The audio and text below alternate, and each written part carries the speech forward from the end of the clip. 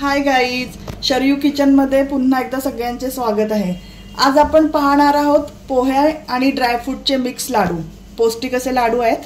ह्याला सुदामा लाडू ही असेही म्हणतात। आणखीन हे स्पेशली असे गोकुळाष्टमीला बनवले जातात, पण मी तुम्हाला आज दाखवते हे बनवून। हे बघा, इथे मी पोहे घेतलेत, हे सफेद तीळ आहेत, हे शेंगदाणे आहेत, हे पिस्ता घेतलेत मी, थोडे थोडे काजू आहेत, थोडे बदाम आहेत, हे आपलं साजूक तूप आहे आणि हा 1 वाटी गूळ आहे।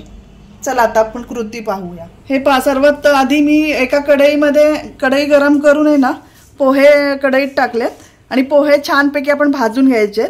सगळे जिन्नस असेच आपण छानपैकी भाजून घेणार आहोत।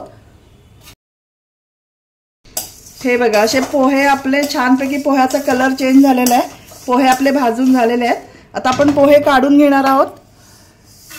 एका ताटात पोहे काढून घ्यायचे आणि अशाच प्रकारे सगळे जिन्नस आपण कढईमध्ये थोडे थोडे भाजून घ्यायचे।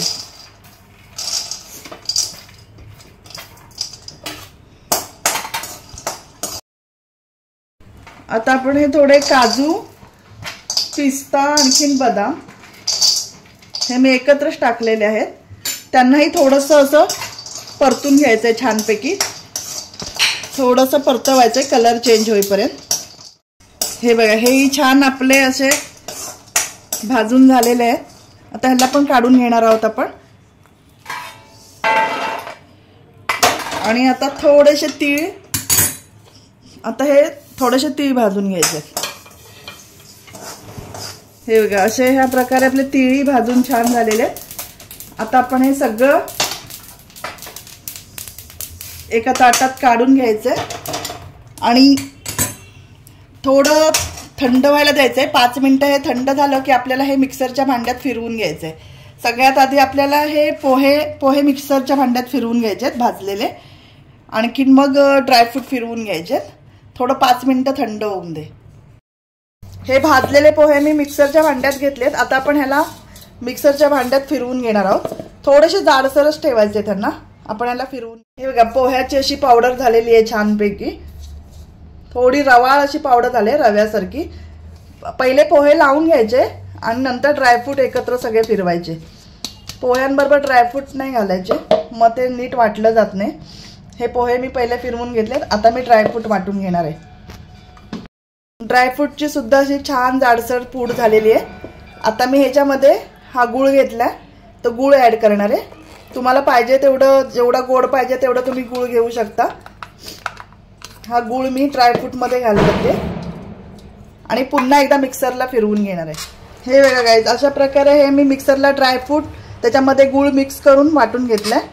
हे छानपैकी असं आपलं रवा वाटण तयार झालंय।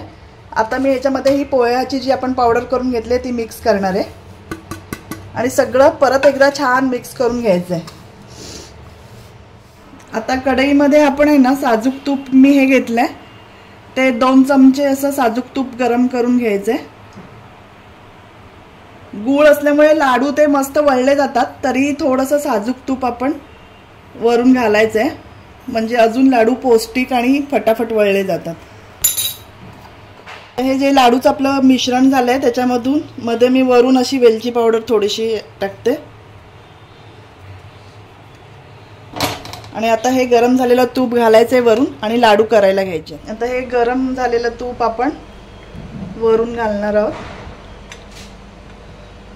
आणि मस्त आता लाडू वळून घेणार आहोत।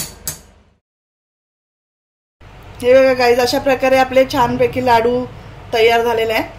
तुम्हाला पाहिजे असेल तर तुम्ही वरती बेदाणा या काजू पण लावू शकता याला, मी नाही लावलेत, पण तुम्हाला आवडत असेल तर तुम्ही लावू शकता।